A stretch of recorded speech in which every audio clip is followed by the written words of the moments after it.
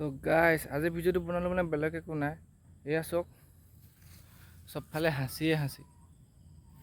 এই মুখৰবোৰ অলপ সৰু হৈ আছে আৰু অলপ ভিতৰলৈ যদি যাওঁ আপুনি চাওক, গোটেই হাঁচিয়ে হাঁচি। কিমান ৰংটোও ধুনীয়া লাগিছে।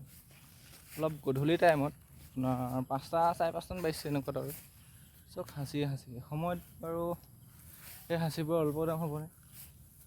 গতিকে আপোনালোকে যদি বিচাৰিছে মানে এনেকৈ অলপ মানে ফিউচাৰ প্লেনৰ কথা কিবা বা ল'ৰা ছোৱালীৰ কথা এনেকৈ কিবা যদি ভাবে, ভালদৰে পঢ়া শুনা কৰে, তেতিয়া এনেকৈ অলপ হাঁচি লগাই দিব পাৰে যদি খালী মাটি আছে। এনেই মানে ফুটুকা চুটুকা লাগি থাকি লাভ নাই। চ' যদি পাৰে এনেকৈ হাঁচি অলপ লগাই দিব আৰু তেতিয়াই আৰু অলপ ভাল আৰু মানে।